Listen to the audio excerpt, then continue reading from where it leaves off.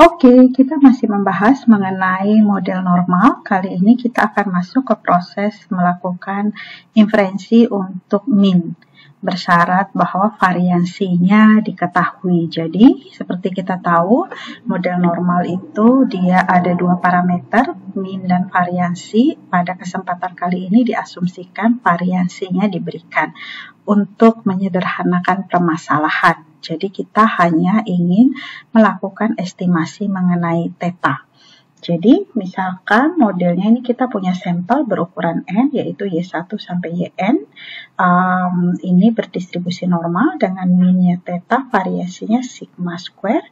Maka dari kita punya bentuk distribusi PDF dari distribusi normal, yaitu 1 per sigma akar 2pi, sigma kuadrat, dan seterusnya ini, maka kalau join sampling density-nya dari Y1 sampai Yn, harusnya adalah join distribusi dari Y1 sampai Yn. Tapi karena dia IID, I yang pertama artinya independen, maka join distribusinya bisa merupakan perkalian dari masing-masing PDF, maka di sini kita punya bentuk perkalian. I yang kedua adalah identik. Identik artinya distribusinya sama, yaitu sama-sama normal dengan mean yang sama, yaitu theta, dan variasi yang sama, yaitu sigma kuadrat. Sehingga di sini kita punya theta, mean-nya theta tidak perlu pakai indeks I untuk setiap YI karena identik.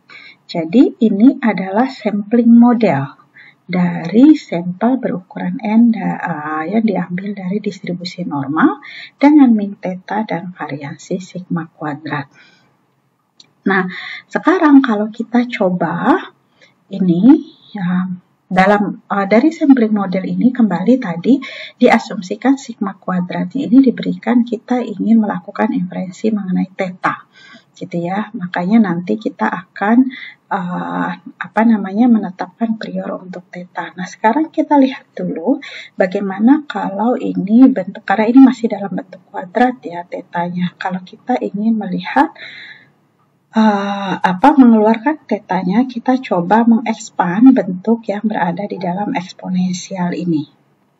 Oke, jadi ini hanyalah masalah aljabar sederhana. YI min theta kuadrat adalah YI kuadrat min 2 theta kali YI ditambah theta kuadrat, gitu ya. Nah, ini kan sigma kuadrat diketahui, diasumsi, berarti ini dianggap konstan, jadi bisa keluar.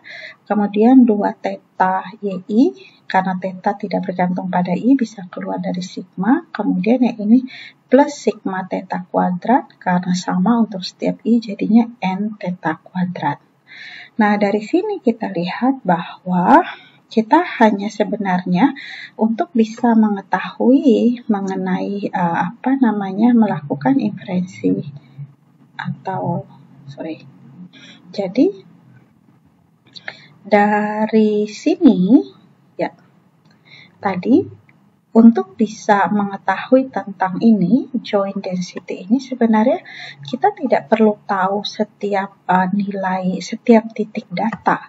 Karena dari sini terlihat bahwa sebenarnya hanya bergantung pada sigma YI kuadrat dan sigma YI. Jadi, sehingga sigma YI kuadrat dan sigma YI ini disebut sebagai statistik cukup dari join distribusi di atas, atau kalau kita bagi dengan ukuran sampelnya, maka kita dapatkan rata-rata sampel dan variansi sampel. Itu merupakan statistik cukup. Nah, kembali untuk masalah melakukan inferensi atau estimasi sebelumnya, melakukan estimasi secara Bayesian mengenai theta, maka kita harus menetapkan prior dari theta. Nah, jadi kita ingin menggunakan di pembahasan sebelumnya, kita membagi prior menjadi dua macam, yaitu conjugate prior dan non-conjugate prior, di mana untuk prior conjugate itu memberikan bentuk posterior yang biasanya lebih mudah dalam artian closed form dibandingkan dengan non-conjugate prior. Nah, untuk mengetahui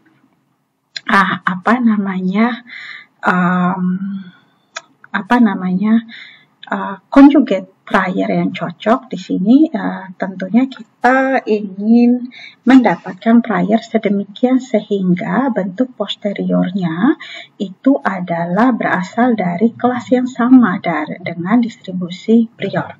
Jadi ini triknya adalah seperti itu. Ini coba diperkecil.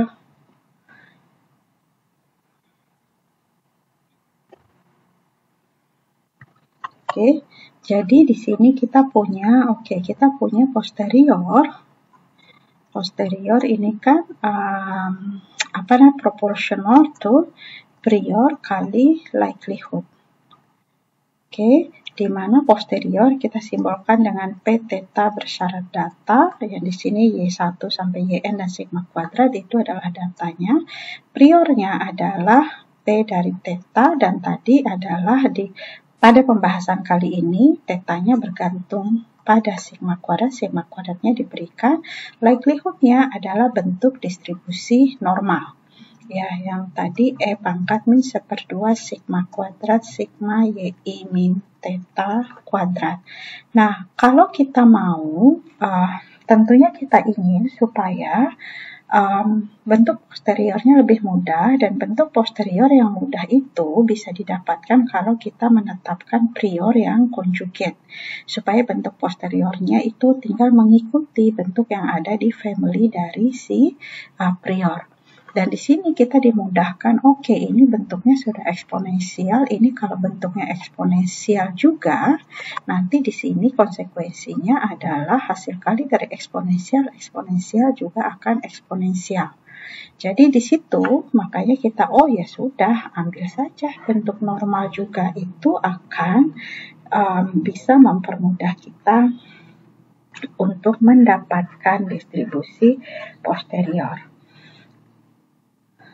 Sehingga ini namanya berasal dari keluarga eksponensial.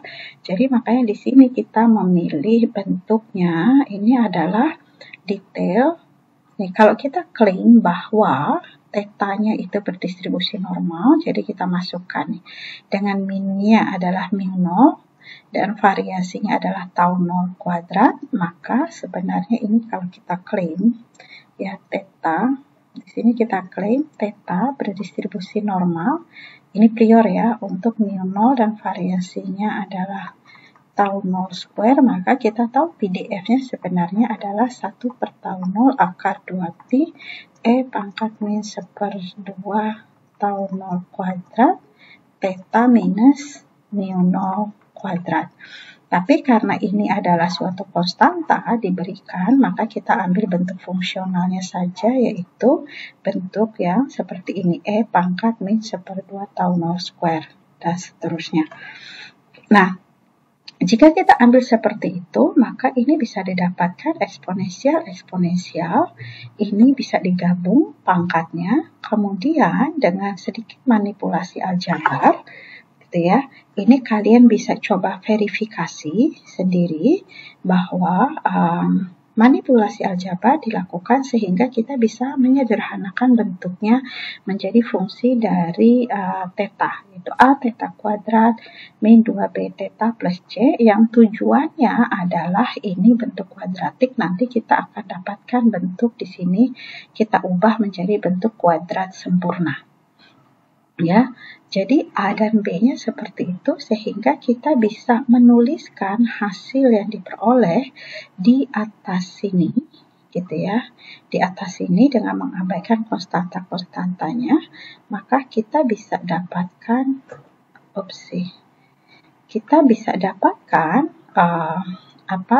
manipulasi aljabarnya, akhirnya kita dapat bentuk seperti ini.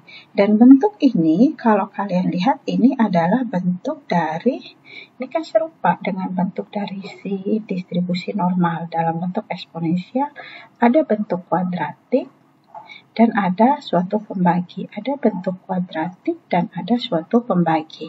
Jadi ini kita bilang, ini adalah si theta dan ini bentuknya theta, ini theta. Terus di sini kalau ini adalah distribusi dari Y dikurang minnya Y. Ini theta dikurang min dari theta. Oke, di sini berarti ini prior ya, prior. Ini juga theta tapi theta posterior, berarti ini minnya dia adalah B per A, yang ini adalah standar deviasinya, atau kalau dikeluarkan dari pangkat ini, seper A itu adalah variansinya. Jadi, sehingga kita bisa mendapatkan, oh ya, tadi kalau priornya saya ambil dari distribusi normal, maka saya tahu ini, posteriornya adalah juga akan membentuk distribusi normal, di mana posteriornya bentuknya adalah theta bersyarat D ini ternyata berdistribusi normal dengan minnya adalah mu n dan variasinya adalah tau n square, di mana mu n-nya diberikan oleh B per A yang merupakan seper tau 0 square mu 0 ditambah n per sigma square Y bar dibagi dengan seper tau 0 square ditambah n per sigma kuadrat. Dan variansinya itu adalah seper A. Nah, kok kelihatannya rumit sekali ya bentuk min dan variansinya. Nah, sekarang coba kita dekomposisikan atau kita atur ulang cara penulisannya supaya bisa memberikan hasil yang agak mudah dipahami. Jadi, ini adalah variansi. Kalau kita balik 1 per n kuadrat, 1 per tau kuadrat itu menyatakan presisi. Dan di sini kita bisa lihat ini adalah presisi dari sampel, ini presisi dari, tadi kan prior ya, priornya dari theta adalah minnya mu 0, variansinya tau 0 square. Nah, 1 per tau 0 square berarti presisi dari prior, ini presisi dari data sampel. Jadi kita bisa dapatkan bahwa presisi dari posterior itu adalah kombinasi dari presisi yang diperoleh dari prior dan presisi yang diperoleh dari sampel. Bagaimana dengan min? Sama juga, untuk min kita bisa dapatkan ini bisa ditunjukkan, dan ini saya minta menjadi tugas dari kalian untuk menunjukkan bahwa bentuk ini bisa didekomposisi menjadi bentuk yang ini. Ini hanya manipulasi aljabar sederhana. Nah, apa yang kita bisa lihat di sini? Di sini kita bisa lihat bahwa min dari posterior itu adalah merupakan kombinasi atau jumlahan terboboti dari min prior plus min yang berasal dari sampel. Dan di sini kita lihat tinggal main kuat-kuatan aja. Pada posterior, informasi mana yang lebih dominan bergantung. Kalau ukuran sampelnya besar, gitu ya, di sini maka kita bisa dapatkan bahwa Y bar rata-rata sampel yang akan dominan menentukan nilai dari mu n. Kalau ukuran sampelnya kecil, maka di sini kita bisa lihat bahwa min prior itu lebih dominan dalam menentukan nilai dari mu n. Atau dituliskan dengan lebih sederhana seperti ini, di mana ada hubungan kata nol dan seterusnya dinyatakan dengan bentuk hubungan seperti ini.